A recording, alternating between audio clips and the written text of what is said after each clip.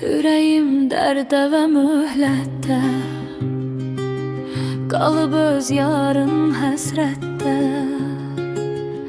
Özünün nuruna həsrətkən, məni qoydun yenə zülmətdə.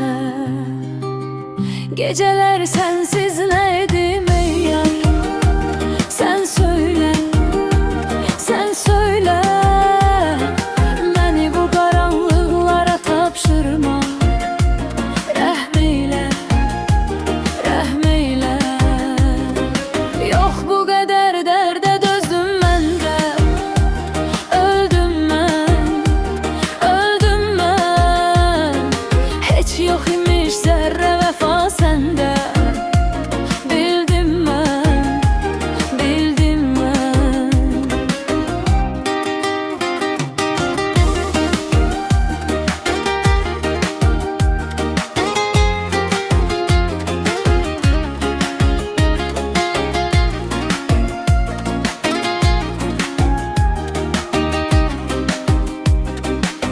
Yenə ruhum gecələr yatmaz, o səni tərk eləməz, atmaz. Keçirəm hər dəfə yanından, çox uzaqsan sənə əl çatmaz. Sən mənə göylər kimi lazımsan, lazımsan, lazımsan. Axı mənim əl çatmayan arzumsan, arzumsan, arzumsan. Yox bu qədər dərdə dözüm məndə. Öldüm mən, öldüm mən. Heç yox imiş zərrə vəfa səndə.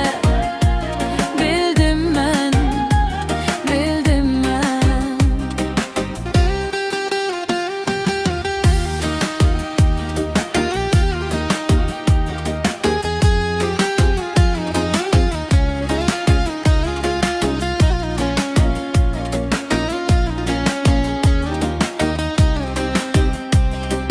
Yola diktim yenə gözlərimi, yenə bir gün gələcəksən sən. Oxu məktubdakı sözlərimi, nədir dərdim biləcəksən sən. Qəlbimi məktublara həkk etdim, bildinmi, duydunmu? Hər yazılan məktuba bir arzu, saydınmı, saydınmı? Yox bu qədər dərdə dözüm məndə. Öldüm mən, öldüm mən. Heç yox imiş